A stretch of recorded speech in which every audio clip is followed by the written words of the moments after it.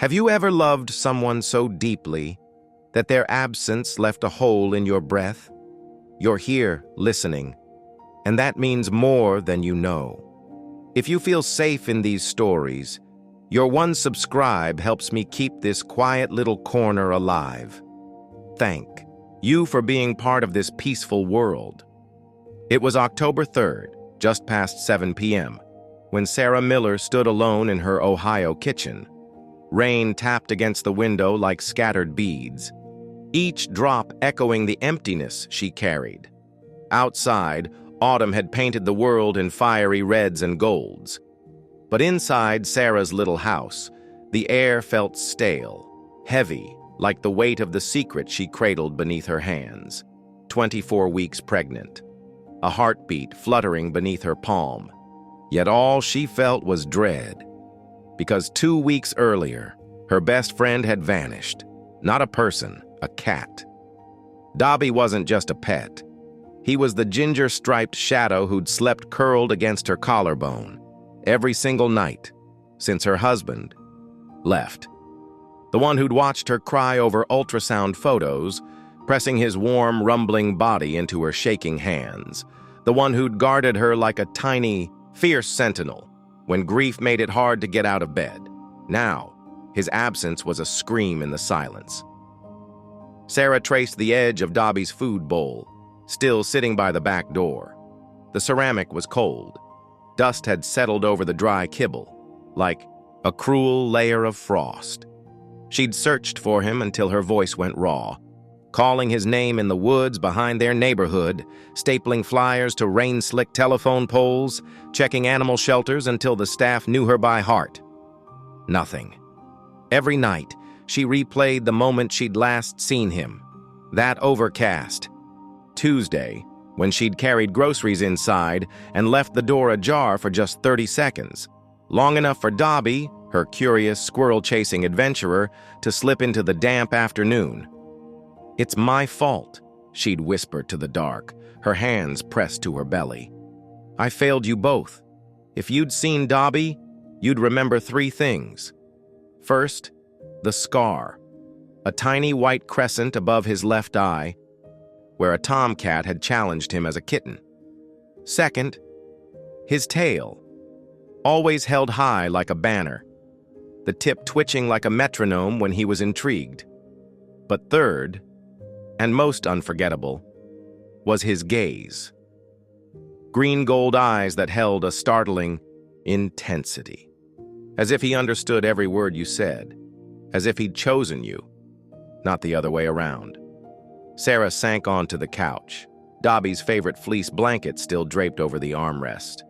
She buried her face in it, inhaling the fading scent of sunshine and dust and him. A sound escaped her throat, half whimper, half prayer. Please be alive. What she didn't know, as rain blurred her windows into watery streaks, was that Dobby was alive. But he wasn't in Ohio anymore. If this gentle story brought even a tiny smile or calm to your heart, would you consider subscribing? It helps me keep sharing these soft moments, for you and for anyone who needs peace tonight. 400 miles away, in the pitch-black belly of a carnival supply truck, a pair of green-gold eyes blinked open. Dobby was curled inside a hollow space. Behind stacked crates of cotton candy cones, the truck's engine vibrated through his bones, a relentless, growling thunder. Outside, highway lights streaked past like comets, casting fleeting shadows on the metal walls. He'd been here for days, trapped, terrified, driven by instinct to hide deeper, when the truck rumbled to life, carrying him further from the scent of home. And Sarah. How had he gotten here? Memory was a fog of panic. The squirrel he'd chased beyond the fence, the sudden downpour that drowned all familiar smells, the confusing maze of streets. And then, noise. So much noise, shrieking laughter, blaring music, the clank, clank, clank of metal rides, a traveling carnival, passing through his town that fateful afternoon. Dobby had fled the chaos, scrambling under trailers, until he spotted an open truck door, a dark cave. Safety. He'd crept inside, exhausted, and fallen asleep beneath a tarp smelling of popcorn and diesel. He didn't wake until the door slammed shut and the world began to move. Now, he was lost in a way his feline mind couldn't comprehend. Every jolt of the truck, every unfamiliar scent, sent waves of trembling through his small body. He hadn't eaten since Ohio. His ribs pressed sharply against his fur, but hunger wasn't the worst part. It was the silence where Sarah's voice should be, the empty space against his side, where her warmth always waited. Back in her living room, Sarah stirred. A sudden, sharp cramp tightened her abdomen. Stress. The doctor had warned her. Not good for the baby. She closed her eyes, pressing a hand low on her belly. "I'm so sorry," she whispered to the child inside her, to the cat she feared was gone forever. "I'm so sorry I couldn't keep us safe." Then something shifted, a flicker in the heavy air, as if the house itself, holding its breath for 2 weeks, had finally exhaled. Sarah didn't know why, but she reached for her phone, scrolled past the animal shelter numbers, the online lost pet forums, and opened her photos. There he was, Dobby, sleeping belly up on her pregnancy pillow, one paw stretched toward her pillow. "You always found me," she murmured, tracing his pixelated face. A tear splashed onto the screen. In the truck's darkness, Dobby lifted his head. A memory surfaced, sharp and bright. Sarah's voice, low and soothing, filling their quiet kitchen. "My brave boy." He let out a soft, raspy meow, the first sound he'd made in days. It wasn't much, but it was a thread, thin as spider silk, connecting him to her across the screaming distance. Sarah placed her phone face down, her heart pounding. Strangely, she stood, walked to the back door, and did something she hadn't done since Dobby vanished. She opened it. Cool, rain-fresh air rushed in, lifting the hairs on her arms. She stared into the wet darkness, not expecting anything, just feeling. 70. Miles ahead, the carnival truck sped through the Pennsylvania night. Dobby pressed his nose to a gap in the crates, sniffing air that carried the faintest hint of pine and damp earth and something else.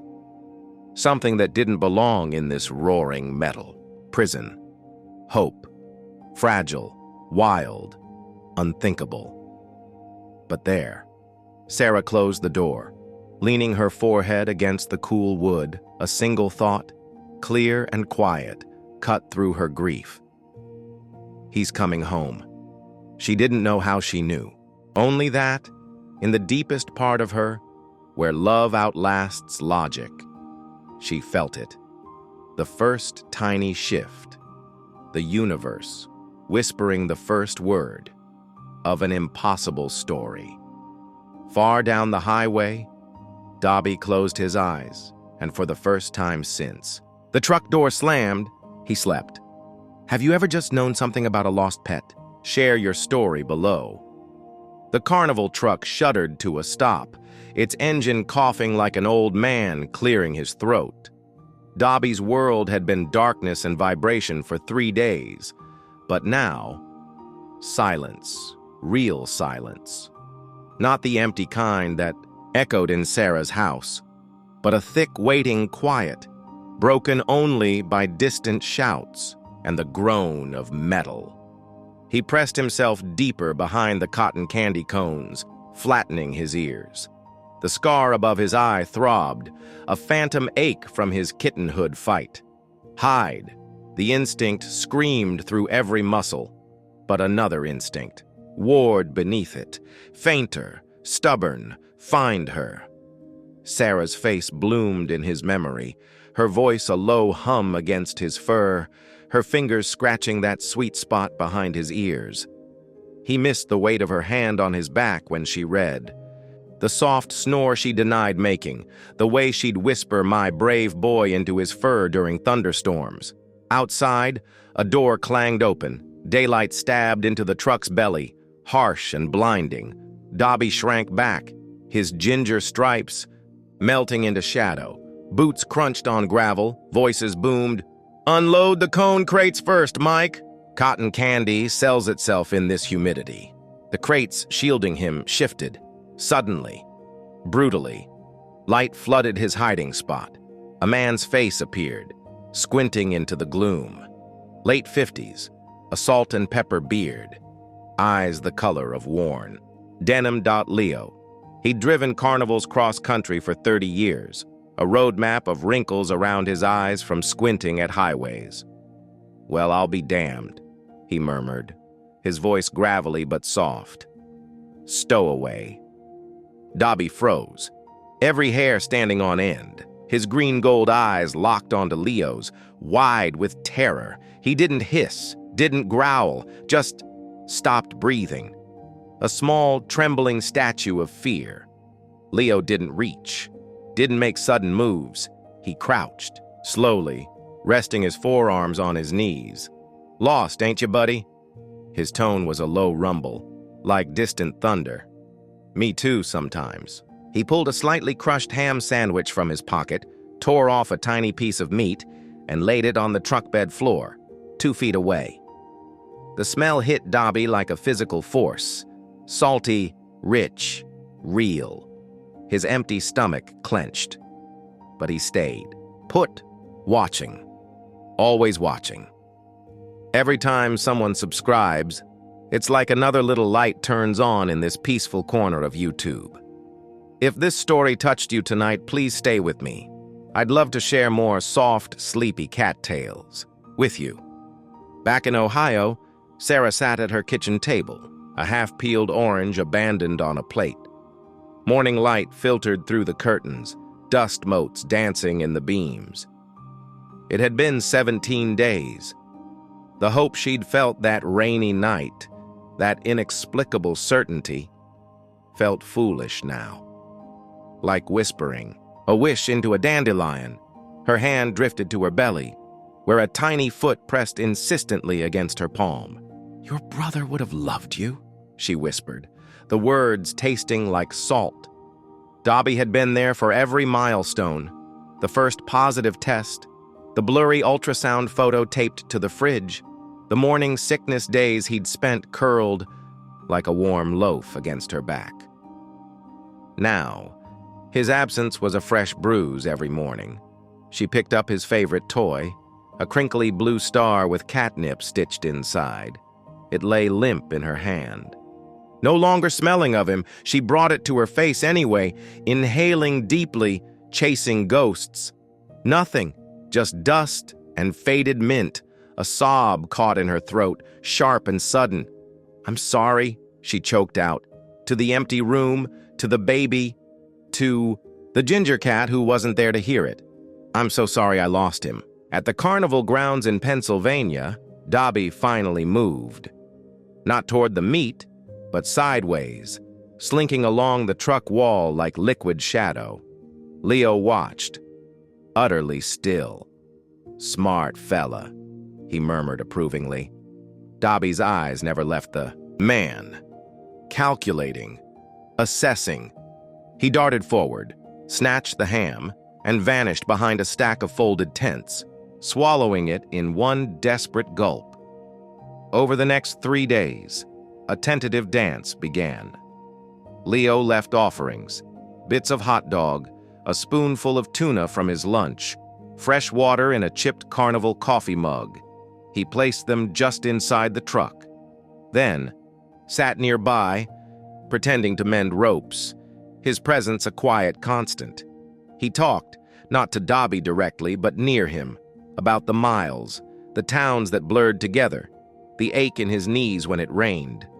"Miss my old dog, Sam," he confessed. One afternoon, rubbing a worn leather collar he kept in his pocket. "Gone 5 years now. Still feels like yesterday." Dobby listened, hidden. but listening. The low rumble of Leo's voice, the scent of tobacco and motor oil, they didn't replace Sarah, but they didn't feel like a threat either.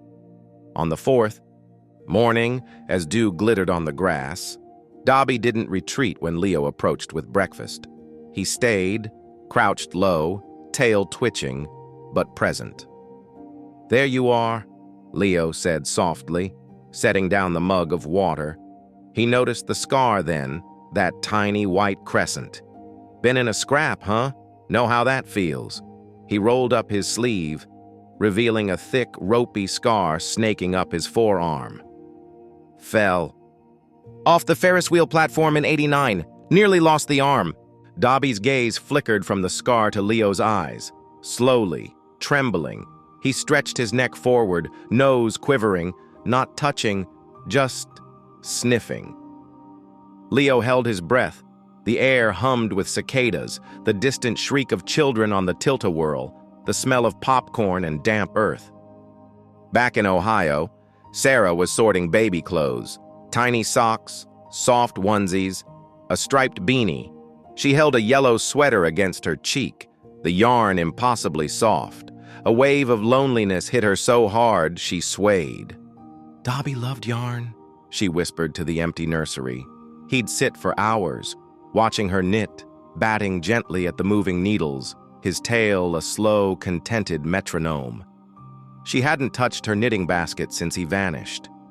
The half-finished baby blanket inside, a riot of sunshine, yellow and soft gray, felt like a monument to failure. Suddenly, a sound, faint, persistent, mew, mew, mew. Sarah froze. It came from outside, near the back porch. Her heart hammered against her ribs. "Dobby?" She rushed to the window, pressing her palms against the cool glass. A skinny tabby stared back, green eyes wide. Not him. The disappointment was a physical blow. She sank to the floor, back against the wall, tears hot and silent. The stray cat kept crying, a small, lost sound in the vast afternoon.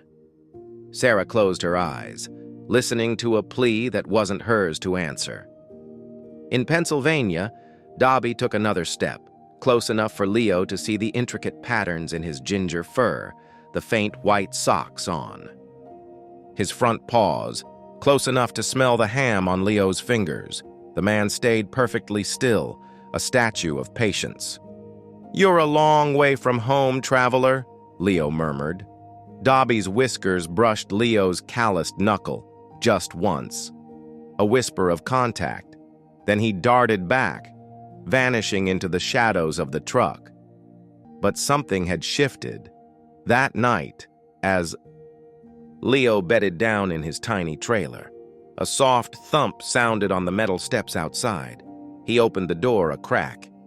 Dobby sat there, bathed in moonlight, looking impossibly small against the vast, noisy carnival night. He wasn't asking to come in, just staying, watching the moths dance around Leo's porch light. His green-gold eyes reflected the glow, holding a question Leo couldn't decipher. Leo left the door open an inch, the screen a thin barrier. He lay on his narrow bunk, listening, not to the distant calliope music, but to the soft, rhythmic sound just outside. Dobby, cleaning his paws. The tiny rasping lick of a tongue on fur. A sound so ordinary, so profoundly cat, it cracked something open in Leo's weathered heart. He hadn't realized how much he missed the sound of another creature tending itself, trusting the night enough to be vulnerable. He thought of Sarah then, though he didn't know her name. Someone somewhere was missing this cat. The certainty settled in his bones, heavy as grief. "Whoever you belong to," Leo whispered into the dark trailer, "they're hurting real bad tonight." Outside, Dobby paused his grooming. He lifted his head, ears swiveling toward Leo's voice. For a moment, the carnival sounds faded, the diesel fumes dissolved, and all he smelled was the faint, lingering trace of Sarah's lavender hand soap, clinging to the memory of her skin. He let out a soft, questioning chirp, a sound he'd only ever made for her. It hung in the humid air, a fragile thread spun across 400 miles, connecting a lost cat on a trailer step to a weeping woman on a nursery floor, both aching for home. What's the bravest thing your pet ever did? Tell us in the comments. The Pennsylvania nights grew colder, crisp with the bite of approaching November. Inside Leo's cramped trailer, a fragile rhythm had settled. Dobby didn't come in. Not yet, but every evening, as Leo heated canned soup on his hot plate, a small ginger shadow would appear on the metal steps. Watching, waiting, accepting the scraps Leo offered through the screen door. Leo started calling him Traveler. "Evening, Traveler. Cold out there, ain't it?" He'd talk softly about the next stop on the carnival route, a little town in West Virginia, about the ache in his hands from tightening bolts all day. Dobby would listen, ears tilted forward, his green-gold eyes reflecting the trailer's warm light. Sometimes, he'd let out a soft murp, a sound Leo hadn't heard since his old dog, Sam. It felt like an answer. One night, as Leo sorted through a box of old tools, he found something. Tucked beneath a wrench was a small, crumpled flyer. "Lost Ginger Tabby," it screamed in bold letters. A picture of a cat stared up at him, green-gold eyes, a distinctive white crescent scar above the left eye, and a tail held high like a banner. Dobby. His name was Dobby, lost in Chillicothe, Ohio. Reward offered. A phone number. A date. 2 weeks ago. Leo's breath hitched. Chillicothe, that was where they'd loaded the truck. The puzzle pieces slammed together. The open truck door, the chaos of setup, a scared cat seeking shelter. Dobby hadn't just wandered far. He'd crossed state lines. 400 miles. He looked out the screen door. Dobby sat there, cleaning a front paw with fastidious licks, completely unaware of the paper in Leo's trembling hand. His paper, his face, his Sarah. I don't know who needs to hear this, but if you're listening alone tonight, know I made this story for you. Subscribe if you want more comfort like this. Back in Ohio, Sarah's world was shrinking. The nursery walls felt like they were pressing in. Her doctor's words echoed hollow and clinical. "Elevated blood pressure, Sarah. Stress is a significant factor. We need to monitor you closely." She'd been put on modified bed rest. No more frantic searches. No more stapling flyers in the rain. Just waiting, and the waiting was a different kind of torture. She sat propped on the couch, Dobby's fleece blanket a sad lump beside her. Her laptop glowed, open to the same lost pet forums she'd scoured 100 times. Missing, Ginger Tabby, male, neutered, scar above left eye. Answers to Dobby. The post felt like a ghost. Comments had dwindled to nothing. "Hope you find him." Sending good vibes. Empty words in a digital void. She clicked refresh, a mechanical habit born of desperation. Nothing new. Just the same old posts, the same crushing silence. She closed her eyes, pressing her palms against her swollen belly. The baby kicked, a sharp, insistent flutter. "I know," Sarah whispered, her voice thick. "I miss him too." Suddenly, a notification pinged. Her heart leapt into her throat. A private message from a username she didn't recognize. Carney Leo. The subject line, "Your cat?" Sarah's fingers shook as she clicked it. The message was short, blunt. "Found a male Ginger Tabby. Matches your flyer. Scar above left eye. Found him in my carnival truck in PA. Think he stowed away from Chillicothe. Call me if this is yours. Leo." A phone number followed. For a full minute, Sarah couldn't move, couldn't breathe. Pennsylvania? It was impossible, preposterous, Yet, the description was exact. The scar, the impossible distance. Her eyes darted to the date on Leo's message. Sent yesterday. Why hadn't she seen it? Because she'd stopped truly looking, drowned in hopelessness. She scrambled for her phone, fumbling the numbers. It rang. Once, twice, 3 times. Each ring was a hammer blow to her ribs. Please, please, please. Yeah? A man's voice, rough, wary, gravelly, like tires on a dirt road. Leo? Sarah's voice cracked. This is Sarah Miller from Chillicothe. You messaged me about my cat? A pause, long enough for dread to coil cold in her stomach. Sarah, Leo said slowly. Yeah, got a little traveler here, scared stiff, but he's eaten now. Got a scar, white like a little moon above his eye? Yes, the word tore out of her, a sob and a gasp tangled together. That's Dobby. That's him. Is he okay?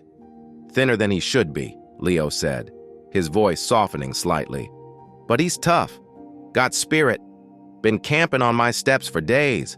Relief flooded Sarah, so intense it made her dizzy. He was alive. He was found. Oh, thank God. Leo, thank you, thank you. Tears streamed down her face, unchecked. Where are you? I'll come get him. I'll drive anywhere. Another pause, heavier this time. Sarah's elation faltered. That's the thing, Sarah, Leo said, his voice low and apologetic. We're not in PA anymore. We rolled out yesterday. I'm in Beckley, West Virginia now. Heading south, fast. West Virginia, another state, further away. The distance yawned. A physical chasm. How far? Sarah whispered, her hand instinctively cradling her belly. From you? Leo calculated silently. Near 300 miles, I reckon. Maybe more. 300 miles. On bed rest, with a car that barely made it to the grocery store, with doctors warning against stress, against long drives, against anything. That might jeopardize the baby. Hope, so bright a moment ago, sputtered and dimmed. I can't, Sarah choked out, the admission tearing her apart. I'm pregnant, high risk, I'm on bed rest, I can't drive that far. The silence on the line stretched, thin and taut. Sarah could hear carnival sounds in the background, distant. Shrieks, tinny music. She could almost smell the popcorn, the diesel, the world where her cat was alive, but utterly unreachable. Oh, Leo said finally, a single syllable laden with understanding. I see. What do I do? Sarah's voice was small, lost. I can't lose him again, Leo. Not now. Not when I know he's out there. Leo sighed, a long, weary sound. Let me think on it, Sarah, okay? Just let me think. He hesitated. He's safe here for now. I'll make sure of it. The promise was a fragile raft in a stormy sea. Sarah clung to it. Thank you, she whispered, her tears falling onto the phone screen. Please, tell him I love him, that I'm coming. Somehow. I'll tell him, Leo said gently. The line went dead.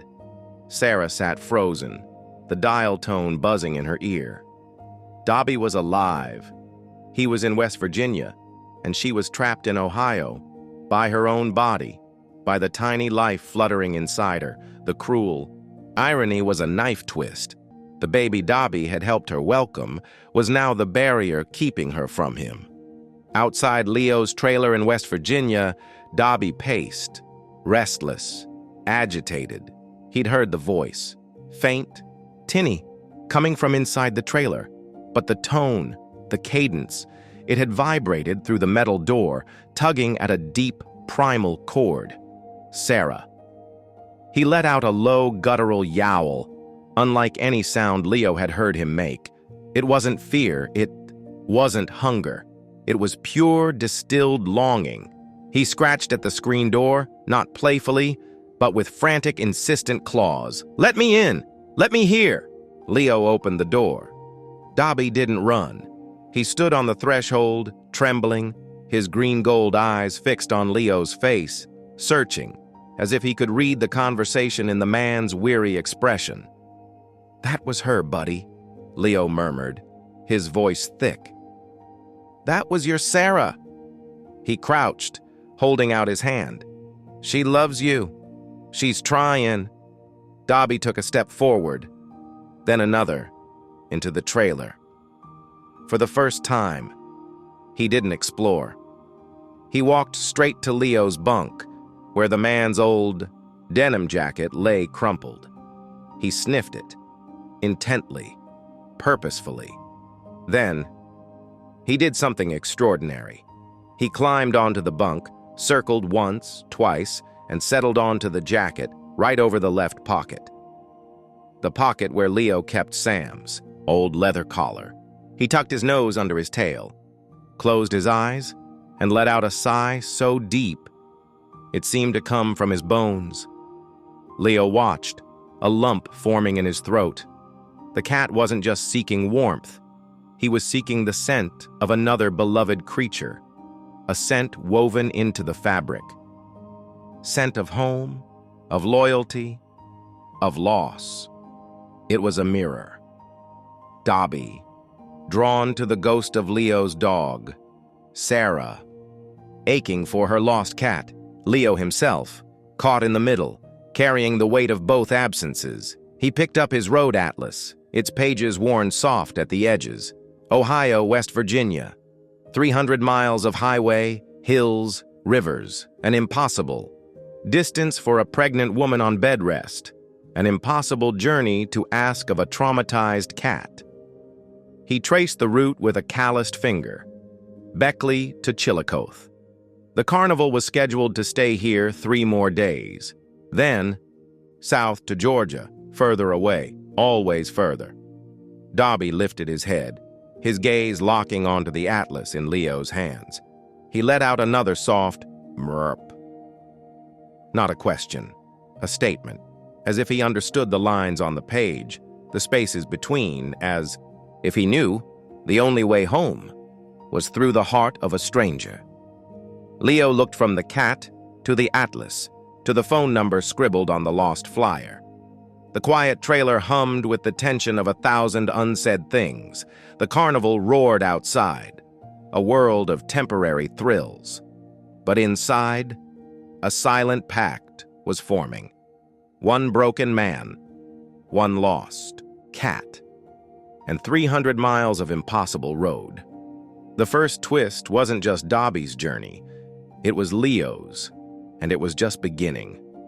Has your pet ever done something that seemed to defy understanding? Share the moment that left you speechless. The fluorescent lights of the hospital corridor buzzed, a harsh, sterile hum that drilled into Sarah's skull. She lay on a gurney, thin paper gown rustling, monitors beeping a relentless alien, rhythm beside her. Contraction. The word echoed in the cold air, not labor, not yet, but a warning shot across the bow of her fragile piece. Too early. Way too early, a nurse adjusted a blood pressure cuff, her touch impersonal. Try to relax. Sarah, stress isn't helping you or the baby. Relax? How? Dobby was 300 miles away, trapped in the transient chaos of a carnival, and her body was betraying her, betraying him, all over again. The guilt was a physical weight, crushing her lungs. I should be driving, I should be fighting. For him. Instead, she was here, powerless, listening to the frantic gallop of her own heart through the monitor. Leo's promise echoed, thin against the hospital noise. He's safe here. For now. For now. The carnival would roll south in, she strained to remember. 2 days, taking Dobby further into the unknown, taking him beyond any hope of her reach. A fresh cramp seized her, low and grinding. She bit her lip, tasting blood. Not now. Please, not now. If this gentle story brought even a tiny smile or calm to your heart, would you consider subscribing? It helps me keep sharing these soft moments for you and for anyone who needs peace tonight. In Beckley, West Virginia, the carnival pulsed with its final night's energy. Neon lights bled into the frosty air, the scent of frying dough and cheap perfume thick enough to taste. Inside Leo's trailer, Dobby paced. Not the restless circling of before, but a frantic, caged stride. Back and forth along the narrow strip of floor between the bunk and the door. His ears lay flat. Tail puffed, a low, continuous growl vibrating deep in his chest. Leo watched him, a knot of unease tightening in his own gut. He'd tried food, fresh water, even the crumpled denim jacket Dobby had claimed. Nothing calmed him. This wasn't fear of the noise outside. This felt different, deeper, primal. "What is it, traveler?" Leo murmured, crouching down. "What's got your tail in a twist?" Dobby stopped pacing. He stared at Leo, those intense green-gold eyes wide, pupils blown black with an emotion Leo couldn't name. Not fear, agony.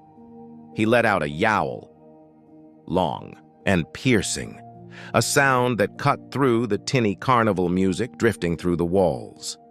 It was a sound of pure, unfiltered knowing. Then he did the unthinkable. He launched himself, not at the door, but at the small, grimy window above Leo's sink. He scrabbled frantically at the glass, claws screeching, ignoring Leo's startled shout. He pressed, his whole body against the pane, nose flattened, staring out into the chaotic swirl of lights, but not seeing the carnival. He was looking through it, past it, towards the dark horizon, towards Ohio. Leo grabbed him gently, pulling him away from the frantic scratching. Dobby didn't fight. He went limp in Leo's hands, a dead weight of trembling fur. His chest heaved, a rapid, shallow panting that wasn't right, wasn't cat. Leo held him close, feeling the frantic drumbeat of the small heart against his own. "Easy, buddy, easy." But Dobby just stared, unblinking, past Leo's shoulder, into some terrible distance only he could see. Back in the Ohio hospital, Sarah gasped. A vice tightened around her middle, squeezing the air from her lungs. "No, no, no." The monitor shrieked, a high-pitched alarm splitting the air. Nurses rushed. "In," voices sharp, hands moving with urgent efficiency. "BP spiking. Call Dr. Evans. Sarah, can you hear me? Breathe." Panic flooded her, cold and absolute. Not for herself, for the tiny life inside her, suddenly fragile. For Dobby, lost and waiting. Images flashed, disjointed, terrifying, an incubator, a still, silent bundle. Dobby's empty food bowl, dusty. Forever, failure. The word echoed, louder than the alarms. She'd failed them both. Through the blur of tears and pain, one thought crystallized, clear and desperate. "Dobby, come home, please." It wasn't a wish. It was a command, a plea, hurled across the miles with every scrap of her being. In the trailer, Dobby jerked in Leo's arms as if struck. He let out a small, choked sound, then went utterly still, his wide, terrified eyes fixed on Leo's face. But now, they held a different intensity, a fierce, unyielding demand. He lifted a trembling paw, not to scratch, but to press it, softly, against Leo's stubbled cheek. The pads were rough, warm, touch that wasn't fear, but communication. "Help her." Leo froze. The look in the cat's eyes, the weight of that small paw. It wasn't imagination. It was a silent scream he felt in his bones. Sarah. Something was wrong, terribly wrong. He looked around the cramped trailer, his gaze landing on the road atlas, open to the page showing Ohio and West Virginia. 300 miles. A truck that wasn't his, a job he needed, responsibilities, reality. Then he looked down at the cat in his arms, still trembling. still holding his gaze with that impossible, knowing intensity. He remembered Sarah's voice on the phone, raw, with tears, whispering, "Tell him I love him, that I'm coming." Somehow, he remembered his own dog, Sam, dying in his arms because he'd been too late getting home from a long haul. "All right, traveler," Leo whispered, his voice rough with a decision that felt both insane and utterly inevitable. "All right." He gently set Dobby down on the bunk. The cat didn't move, just watched, intent, as Leo grabbed his duffel bag. He didn't pack much: clothes, toiletries, the atlas, Sam's old collar, and the crumpled lost cat flyer with Sarah's phone number. He shoved his few valuables, a worn wallet, a cheap phone, into his pockets. Then, he turned to the small ginger cat. "You ready to go home?" Dobby stood up, tail held high, not puffed anymore, just steady, resolute. He walked to the trailer door, sat, and looked back at Leo. Now Leo took a deep breath, the smell of diesel and popcorn suddenly suffocating. He opened the door. The carnival. Noise crashed in. A wall of sound. Dobby didn't flinch. He stepped out into the cold night, head high, scanning the chaotic scene not with fear, but with the focused determination of a soldier heading into battle. He knew the way, not the roads, but the direction. Home. Sarah. Leo followed, duffel bag slung over his shoulder. He didn't look back at the carnival, at the life he was leaving behind. He walked straight to the boss's office trailer, pushed open the door without knocking. Mick, the carnival owner, looked up from paperwork, surprised. "Leo, what's up?" "We roll at dawn." "I'm out, Mick," Leo said, his voice surprisingly steady. Mick blinked. "Out? What the hell you mean, out?" "Mean I quit. Effective right now." Leo met his boss's gaze. No apology. "You walk now. You forfeit your pay for this." "Stop. And last week's," Mick snapped, slamming a hand on the desk. "You crazy! Where you gonna go?" Leo glanced down. Dobby sat beside his boot, a small, silent sentinel, gazing not at Mick, but out the open door, towards the dark highway. "North. Home," Leo said simply. He turned and walked out, Dobby falling into step beside him. Small streak of ginger moving with purpose through the garish lights. They didn't stop at Leo's trailer, didn't look back. They walked straight to the edge of the carnival grounds, to the highway roaring under the moonlight. Leo stuck out his thumb, the universal sign of surrender to the road. Dobby pressed close against his leg, a warm, vibrating presence. His green-gold eyes scanned the headlights slicing the darkness, not with fear, but with an unnerving, patient certainty. "Long shot, buddy," Leo muttered, shivering in the cold night air. But Dobby just purred, a low, steady rumble that vibrated through Leo's worn jeans. It wasn't a sound of contentment. It was a sound of resolve. Back in the Ohio hospital, the chaos had subsided. The alarms silenced. Sarah lay exhausted, drenched in sweat, an oxygen mask misting over her face. The immediate crisis had passed. The contractions eased with medication, but the fear lingered. A cold serpent coiled around her heart. The baby was stable, for now. But she was anchored to this bed, this room, for days. Maybe. Weeks, Dobby. The thought was a fresh wave of despair. Leo hadn't called. The carnival would be moving. She'd lost him, again, because she was broken, because she couldn't be strong enough. A nurse smoothed her hair back, kind eyes above a mask. "Try to rest." "Honey, your baby needs you calm." Sarah closed her eyes, tears leaking hot down her temples. Calm? How? Her world was fracturing, and the only creature who'd ever anchored her through the storm was slipping away forever. She felt it, a severing, a final silent goodbye echoing across the miles. On the dark West Virginia highway, a semi-truck hissed to a stop, air brakes groaning. The passenger window rolled down. A grizzled face peered out. "Where you headed?" Leo looked down at Dobby, then back at the driver. "Ohio," he said, the word feeling huge, impossible. "Chillicothe." The driver raised an eyebrow, taking in the worn man and the small cat sitting calmly at his feet. "Long walk. Hop in.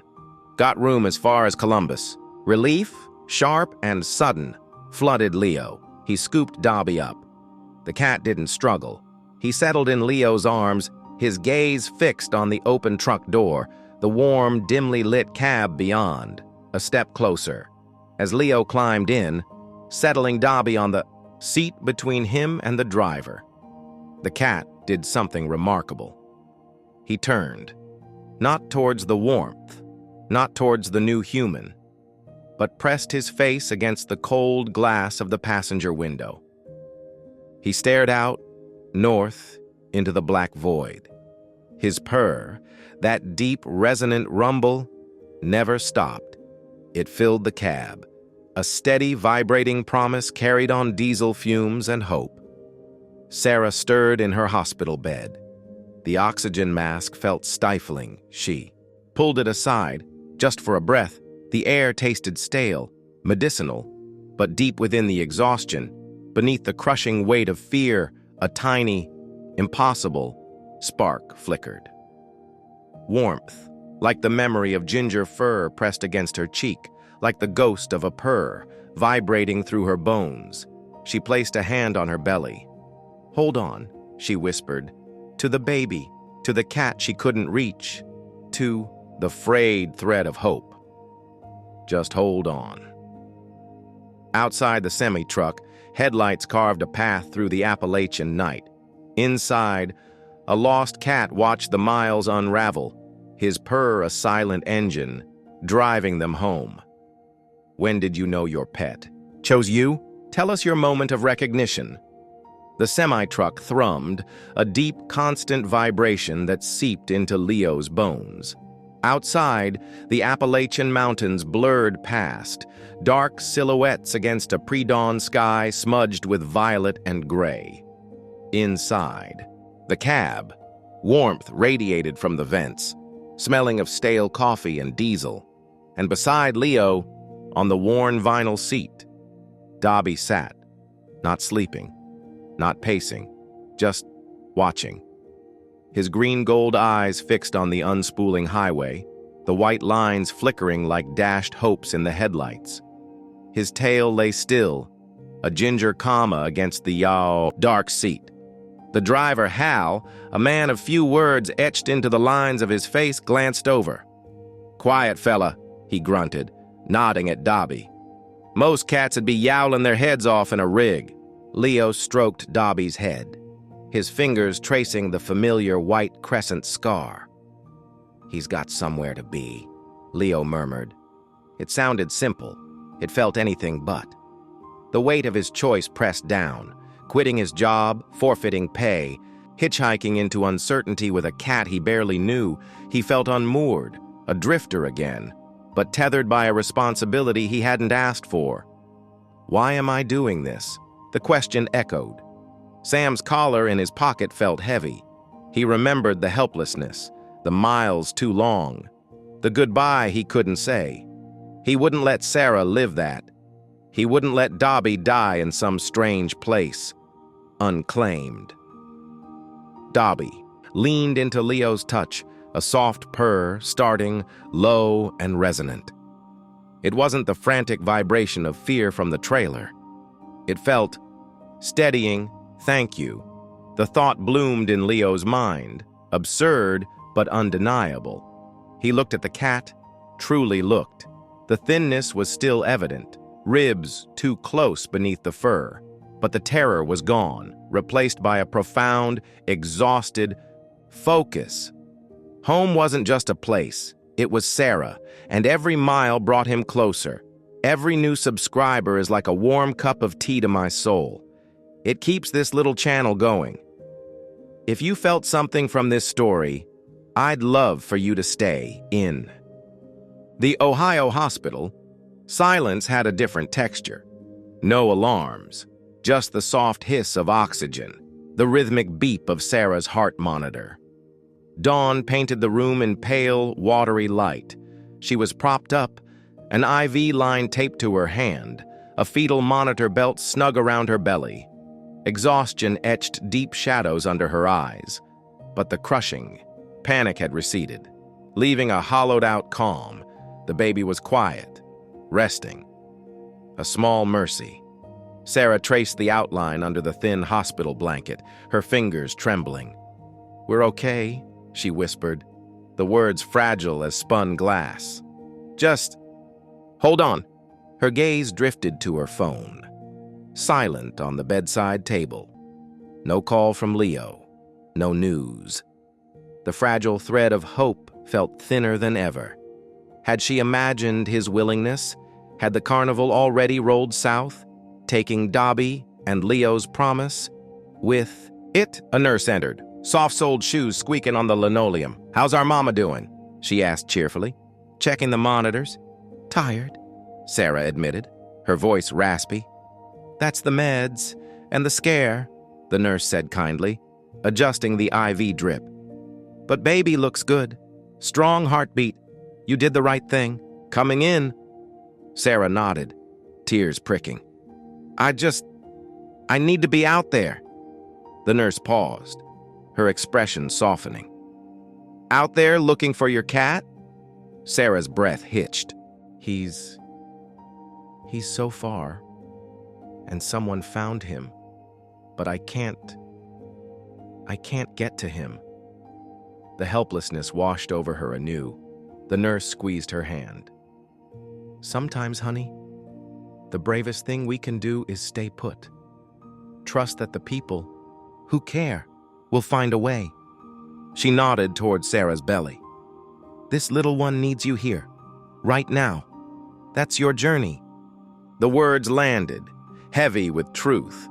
Her journey wasn't on the highway.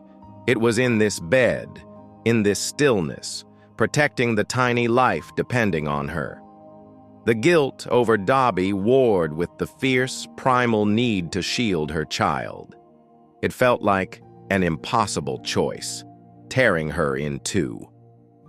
Hal pulled the semi into a sprawling truck stop just outside Zanesville, Ohio. Sunlight streamed through the grimy windshield, illuminating swirling dust motes. "Gotta fuel up, grab some chow, and catch. 40 winks, Hal announced, stretching. "You got about 6 hours till I roll again. Columbus by afternoon." Leo thanked him, shouldering his duffel. Dobby followed him down from the cab, stiff-legged but alert. The noise and smells of the truck stop, roaring engines, frying food, exhaust, were overwhelming. Dobby pressed close to Leo's leg, ears. Swiveling, but he didn't panic. His gaze scanned the chaotic lot, not seeking escape, but assessing, calculating the safest path. Leo found a relatively quiet patch of grass near a dumpster enclosure. He set down a small bowl of water he'd begged from the diner and crumbled some of Hal's leftover biscuit. Dobby drank deeply, then sniffed the biscuit. He ate a few crumbs, delicately, then sat back, washing his face with a paw. The normalcy of the gesture, amidst the diesel fumes and roaring engines, struck Leo. Resilience, pure, uncomplicated resilience. He pulled out his cheap phone, battery blinking red. He needed to call Sarah, tell her they were in Ohio. Getting closer. But what then? Hal was only going to Columbus. Chillicothe was another good stretch south. How would they get there? How would they find her? The practicalities felt like mountains. He dialed her number, fingers clumsy. It rang and went to voicemail.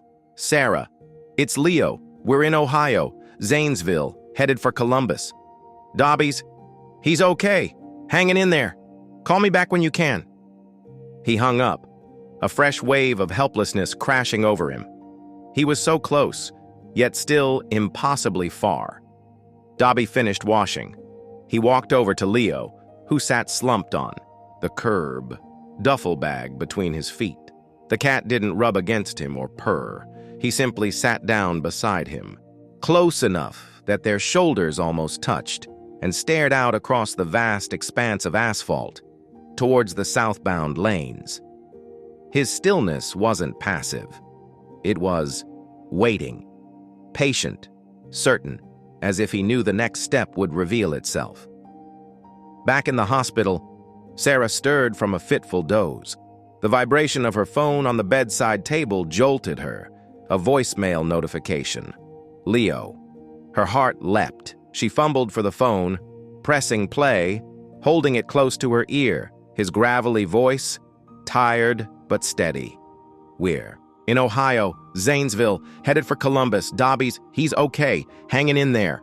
Relief, so potent it made her lightheaded, flooded her. He was doing it. He was bringing Dobby home. Ohio. He was in Ohio. Tears welled, hot and grateful. But then, the reality. Columbus wasn't Chillicothe. How would they get the last leg? How would Leo find her? She was still trapped here. The nurse entered with lunch. Sarah looked at her, a desperate idea forming. Is there a way I could send something to someone? Who's meeting someone? Here? Soon? The words tumbled out, incoherent. The nurse paused, setting down the tray. Slow down, honey. Send what? To who? Sarah took a shaky breath. The man bringing my cat home. He'll be in Columbus. I need to give him something, so he can find me, so he knows. She gestured helplessly at the IV pole. The monitors. I can't meet him. Understanding dawned on the nurse's face. Ah, you need a message delivered. She thought for a moment. My sister lives in Columbus, works downtown. She's off today, but maybe, if it's urgent. Hope, fragile and fierce, bloomed in Sarah's chest. Could she? Could she meet him? Just give him something? Tell him where I am? The nurse smiled, a warm, reassuring curve. Let me make a call. Sarah grabbed a pen and the back of her breakfast menu. Her hand shook. What to write? Directions. Too complicated. Her address? Useless if she was here. Her phone number? He had it. She needed something more. Something for Leo and something for Dobby. Proof. Connection. She wrote two things. First, the hospital name and address, and her room number. Bold, clear. Then, below it, she pressed the pen deep into the paper, drawing not words, but a shape, a simple, slightly lopsided blue star. She stared at it, Dobby's favorite toy. The crinkly, blue star he'd batted around her ankles, carried triumphantly in his mouth, slept curled around. Leo wouldn't know what it meant, but Dobby would. If he saw it, smelled it, he'd know it came from her. He'd know it was home. She folded the paper carefully, her fingers trembling. Please let this work. Please let them find us. Leo's phone buzzed in the truck stop grass, an unknown Columbus number. He answered, heart pounding. Leo? A woman's voice, younger, kind. Yeah? My name's Beth. My sister Janice is Sarah's nurse. She said you need a hand. Meeting someone? Leo blinked. Sarah's nurse? Yeah, I do. I've got Sarah's cat. Dobby. We're hitching.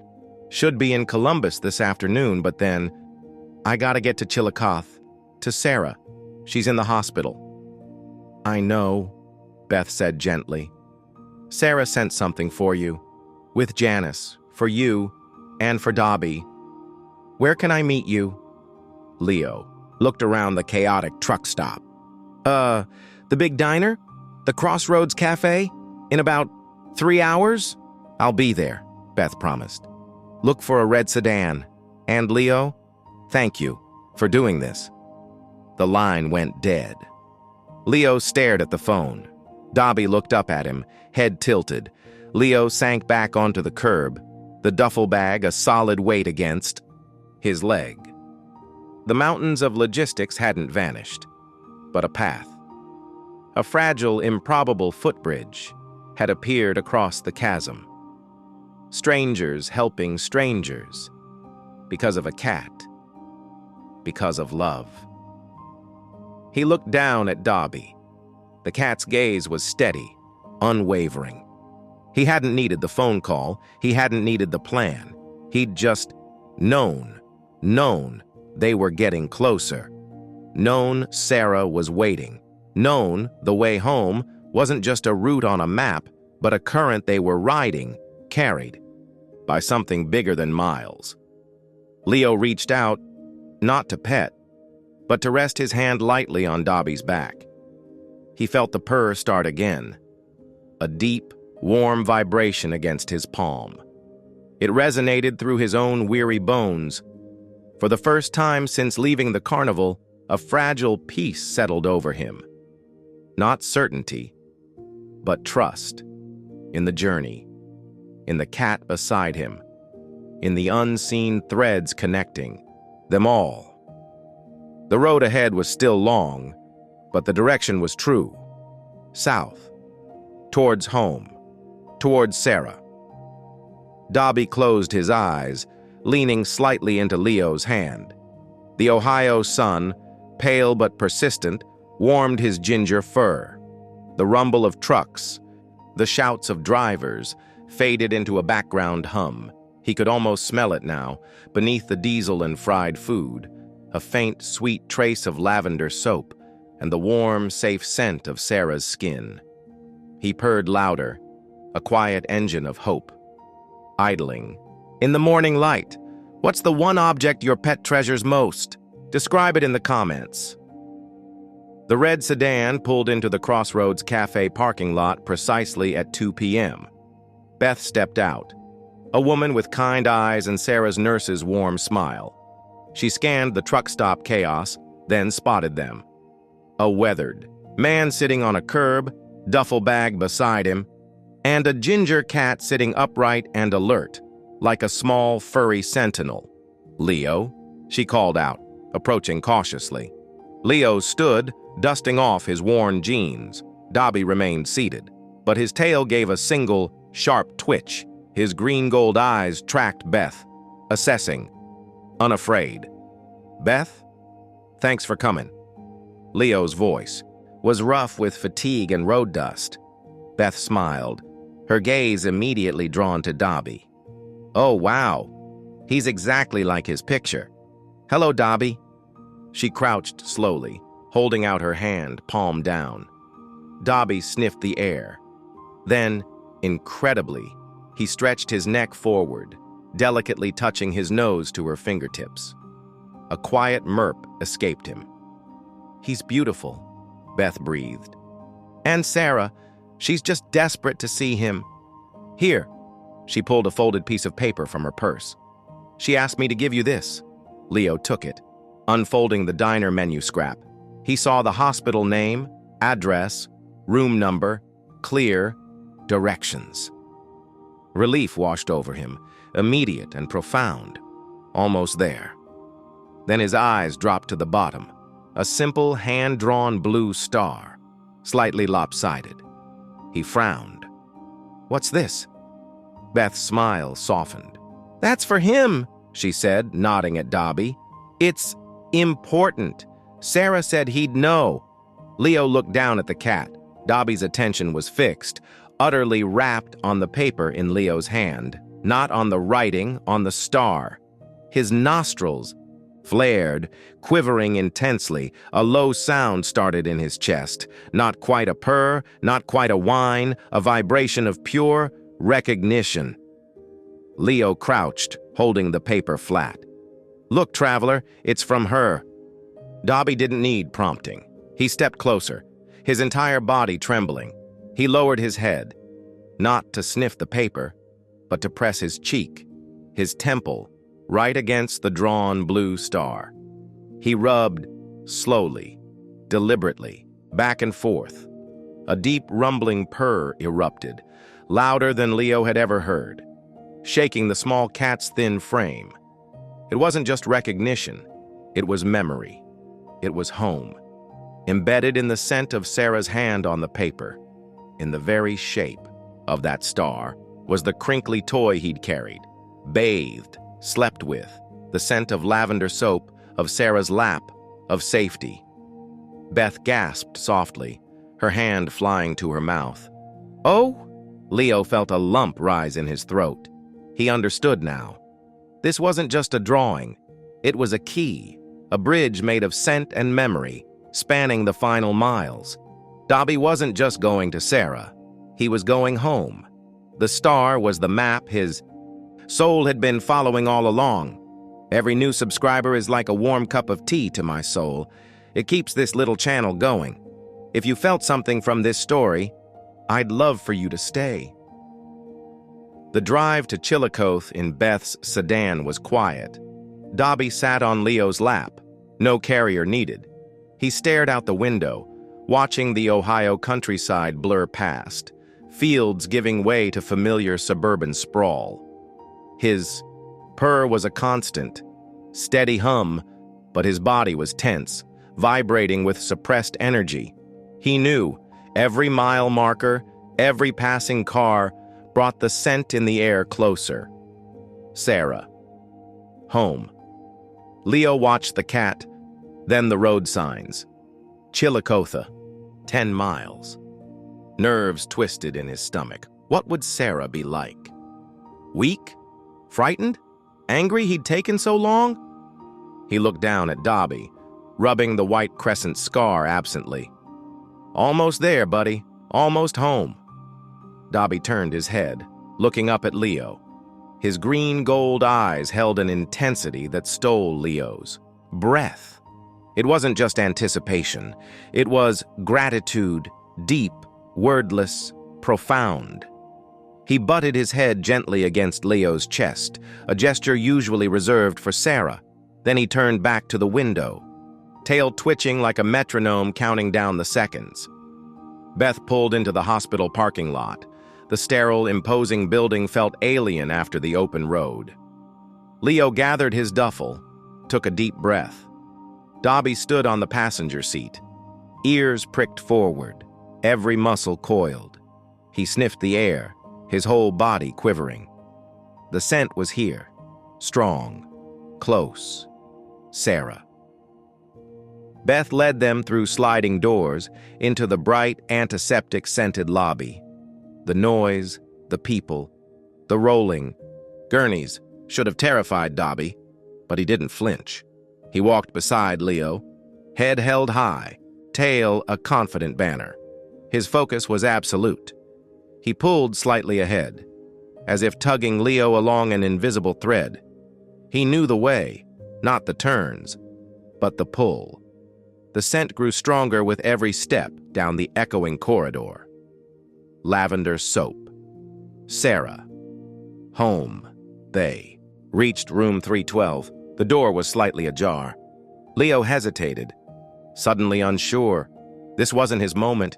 He was just the delivery man, the bridge. But Dobby didn't hesitate. He slipped through the gap in the door, silent as smoke. Sarah lay propped on pillows, bathed in the late afternoon sun streaming through the window. She looked pale, fragile, her eyes closed. One hand resting protectively on the swell of her belly beneath the thin hospital blanket. An IV line snaked from her arm. The room was quiet, just the soft hiss of oxygen and the steady beep of the fetal monitor. A half-finished cup of water sat on the bedside table, and beside it, looking impossibly small and forlorn, lay the crinkly blue star toy. Dobby stopped just inside the door. He didn't run, didn't meow. He simply stood, taking her in, the slope of her cheek, the curve of her shoulder, the rise and fall of her breathing, his green-gold eyes so intense, filled with a depth of knowing that seemed to still the very air in the room. Then, a sound, a soft, rasping, barely there chirp, the sound he'd only ever made for her. "I'm here." Sarah's eyes flew open. For a disorienting second, she stared, uncomprehending. Had she dreamed it? The medication? The longing? Her gaze found him. Smaller. Thinner. But him. Those eyes. That scar. The way he held his tail, high, trembling slightly. At the tip. A gasp tore from her throat, sharp and ragged. "Deed Dobby?" Her voice was a broken whisper. Disbelief. Hope. Terror that he'd vanish. He took a step forward, then another. Deliberate quiet. His purr started, a low rumble that built with each step, filling the silent room, drowning out the beeping monitor. He reached the edge of the bed, looked up at her. "Oh God, Dobby!" Sarah's hand flew to her mouth, tears already streaming down her face. She reached down, trembling violently. Is it really you?" He didn't jump. He placed one white-socked paw carefully on the thin hospital blanket, testing, then, with a grace that belied his thinness, he leaped, not onto her lap, mindful of the belly beneath, but onto the bed beside her hip. He walked the short distance up the mattress, nosed her trembling hand aside, and pressed his entire face, his cheek, against hers. The contact was electric, warm fur against tear-slicked skin, the vibration of his purr, so deep and strong it shook the bed, resonated through her bones. He rubbed, slowly, thoroughly, marking her. Mine, my Sarah, home. A sob racked Sarah's body, a deep, shuddering release of 2 weeks of terror, guilt, and impossible longing. She buried her face in his ginger fur, inhaling the scent of dust, diesel, Leo's denim, and, deep beneath it, him, her Dobby. "You came home," she wept, the words muffled against his neck. "You brave, brave boy, Saul, you came home." Dobby kneaded the blanket softly, rhythmically, his purr never faltering. He nudged her cheek again, then turned his attention to her belly. He lowered his head, pressed one ear gently against the swell, and listened. His purr deepened, softened, into a sound Leo had never heard. A low, resonant thrumming, like a lullaby woven from love and protection. "Hello, little one. I'm here now. I'll keep you safe." Leo stood frozen in the doorway, Beth beside him, both silent witnesses. He watched the cat, curled against the weeping woman, his purr a tangible force stitching together the torn fabric of her world. He saw Sarah's hand, shaking, buried in Dobby's fur. He saw the crinkly blue star toy discarded on the bedside table.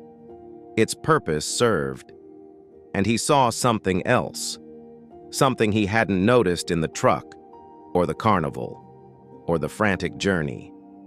A small, worn patch on Dobby's left flank, where the fur was slightly thinner, lighter, the exact size and shape, Leo realized with a jolt, of a human hand. The place Sarah's hand had rested, night after night, as they slept. A mark left not by scar, but by love, a permanent imprint, a map leading him back to her, touch. Sarah lifted her tear-streaked face, her eyes finding Leo's in the doorway. The gratitude in them, the raw, unguarded relief, was almost too much to bear. "Leo," she whispered, her voice thick. How did you?" He shook his head, unable to speak past the lump in his throat.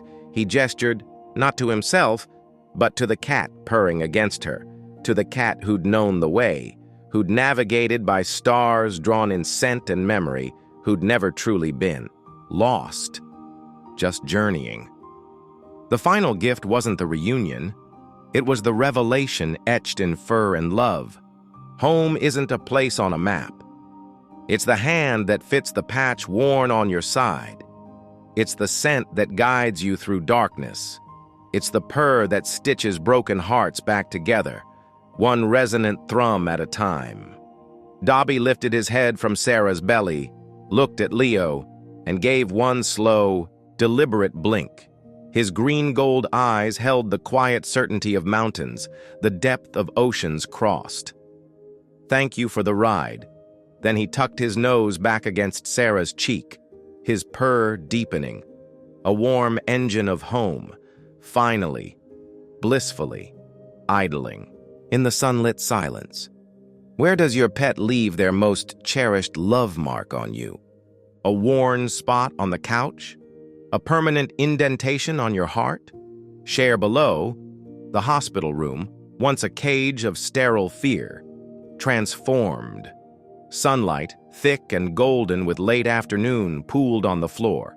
The beeping monitors faded, not silenced, but absorbed into a new rhythm. The deep, resonant purr vibrating from the small ginger cat curled possessively against Sarah's hip. His nose was tucked under his tail, but one green-gold eye remained half open, fixed on her face, watching her breathe. Guardian. The word hung in the warm air, unspoken, undeniable. Sarah's tears hadn't stopped, but their taste had changed. Salt remained, but beneath it, a sweetness. Relief so profound it felt like sinking into a warm bath after months in the cold. Her fingers, trembling only minutes before, now moved with deliberate calm through Dobby's fur. She traced the ridges of his spine, the familiar dip behind his ears, the thinness that still made her heart clench. "My brave boy," she whispered, her voice raw but steady. "My miracle." Her other hand rested on her belly. The baby, sensing the seismic shift, was quiet, peaceful, as if Dobby's purr was a lullaby it had been waiting for.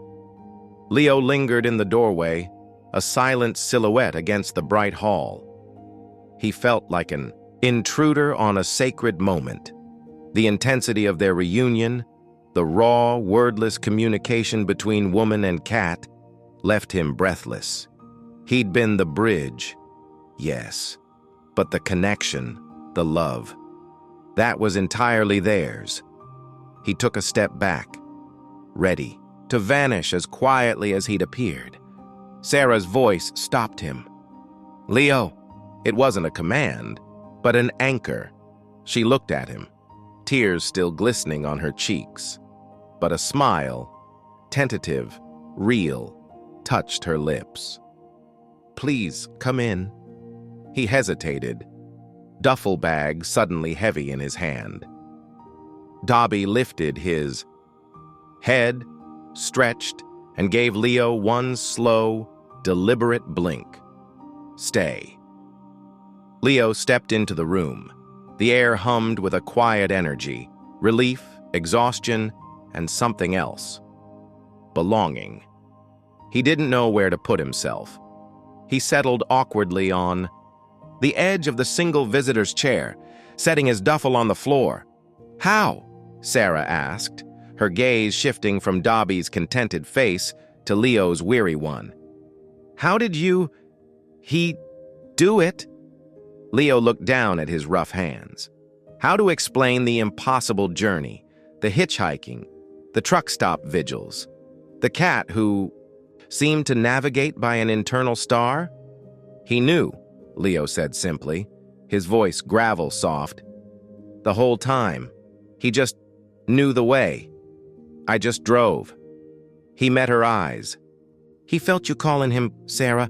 That night, in the trailer, he went crazy, like he knew you were hurting, scared me half to death. Then he just looked at me, told me what to do." Sarah's fingers tightened in Dobby's fur. She remembered that night, the crushing pain, the terror, the desperate plea hurled across the miles. "He heard me. The certainty settled deep. A warm stone in her core. She looked at Dobby. He met her gaze, his purr deepening, a low rumble of confirmation. "Of course I heard you."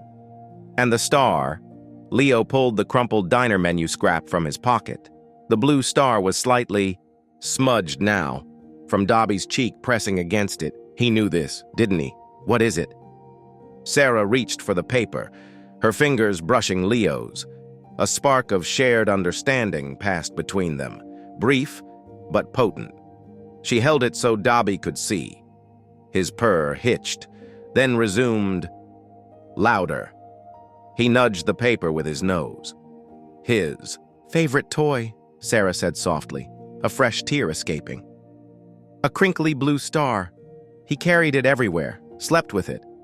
When I drew it, I needed him to know it was really me, that it wasn't a trick." She looked at Leo, her eyes overflowing. "You gave him this. You brought him my star. You brought him home." Leo swallowed hard. He remembered the frantic scratching at the trailer window, the yowl of pure knowing, the small paw on his cheek. He remembered Dobby pressing his face against the star on the paper, the explosion of purring. "He brought himself home, Sarah," Leo murmured. "I just cleared the road a little." Days blurred in the sunlit room. Sarah's blood pressure stabilized. The baby, soothed by the constant grounding vibration of Dobby's purr, slept and grew. Dobby rarely left Sarah's side. He slept curled against her hip or draped across her thighs, a warm, living blanket. When nurses came, he watched them with quiet intensity, his green-gold eyes missing nothing. If one approached too quickly, he'd sit up, a low rumble starting in his chest, not threatening, but informing. "Be gentle. She's mine." They learned to move slowly, to speak softly, to acknowledge the small ginger guardian. Leo came every day. He brought terrible hospital coffee and stories, not about the journey, but about Dobby on the road. How he'd watched the highway with unwavering focus, how he'd eaten biscuit crumbs delicately at the truck stop, how he'd pressed against Leo's leg in the cold. "He trusted you," Sarah said one afternoon, watching Dobby wash a paw on the windowsill, basking in a sunbeam. "He doesn't trust easily." Leo looked at the cat, remembering the weeks of cautious offerings, the first touch of whiskers on his knuckle. "Took his time," Leo admitted. "Guess we both did." He hadn't planned to stay in Chillicothe. He had no job, no home, just a duffel bag and the memory of the road. But something held him. The quiet gratitude in Sarah's eyes, the way Dobby would blink slowly at him when he walked in. The feeling of being useful, needed. Beth, the nurse's sister, had offered him her garage apartment, temporarily, till you get on your feet.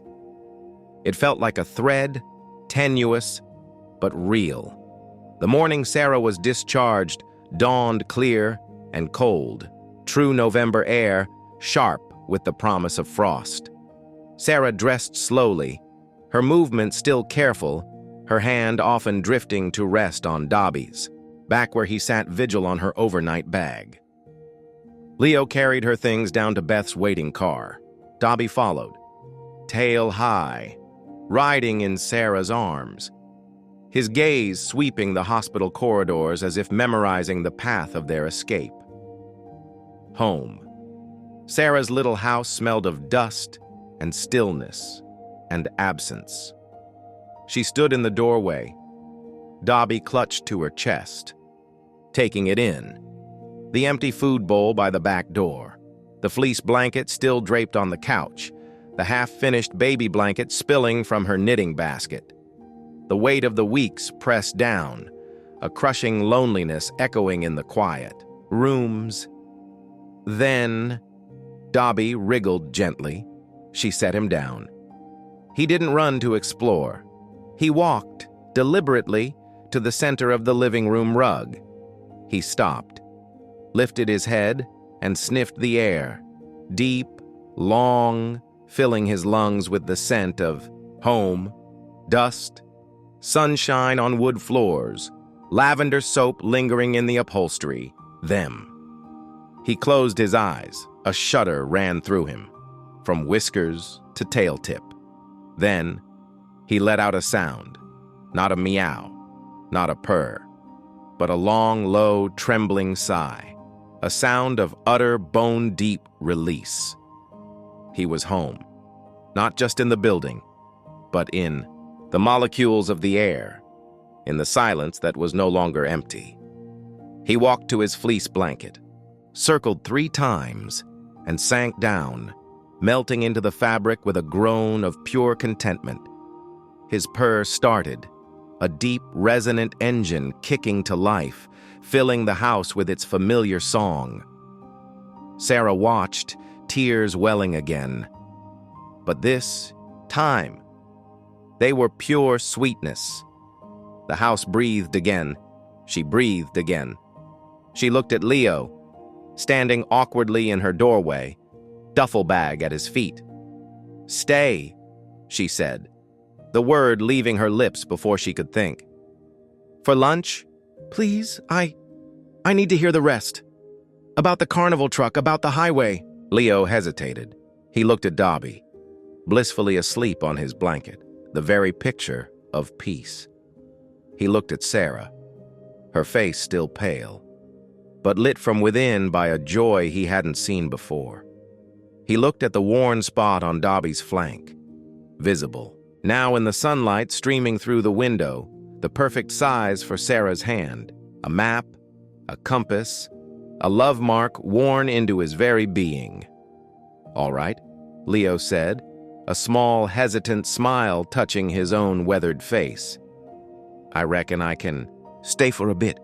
Months later, on a bright, cold morning dusted with the first real snow, Sarah Miller sat in a rocking chair by her living room window. Sunlight streamed in, catching the downy, soft hair of the tiny baby sleeping in her arms. Lily. 6 pounds of perfect, sleepy wonder, her rosebud lips pursed in a dream. On the rug nearby, Dobby lay stretched in a pool of sunlight. He was plumper now, his coat glossy. The white crescent scar above his eye seemed less stark, softened by contentment. His eyes weren't fixed on the baby, but he was aware, deeply aware. Every soft sigh Lily made, every tiny stir, his ear would twitch minutely, his purr. A constant, low thrum was the bass note to the quiet room. Sarah watched them, her miracle cat, her miracle baby, both survivors of impossible journeys, both home.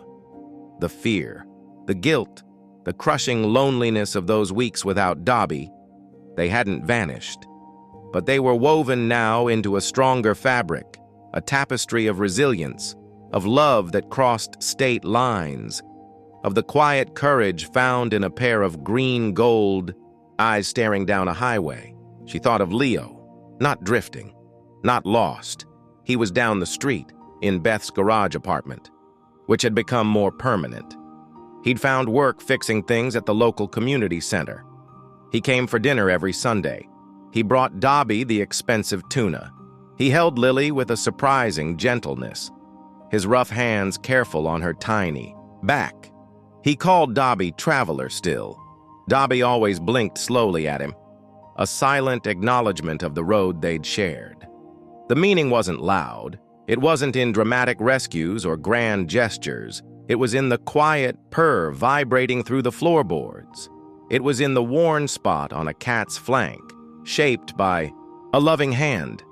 It was in the way lost things and lost people could sometimes find their way home, not by following maps, but by following the faint, insistent echo of love calling their name across the miles.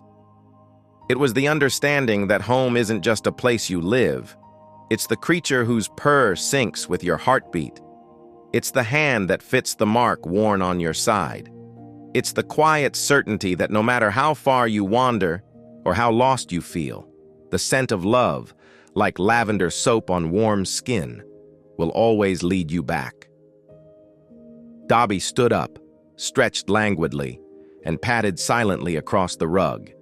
He didn't jump onto Sarah's lap crowded with the baby. He sat beside the rocking chair, leaning his warm body against her leg. He looked up at Lily's sleeping face, then closed his eyes, his purr deepening into a sound like distant, comforting thunder. A sentinel, a guardian, a small ginger star, whose light had guided two lost souls home through the darkest nights, and now watched over the dawn. Sarah reached down, her fingers finding the familiar worn spot on his flank. She rested her hand there, feeling the warmth, the steady rise and fall of his breathing, the powerful purr resonating up through her bones and into the tiny sleeping.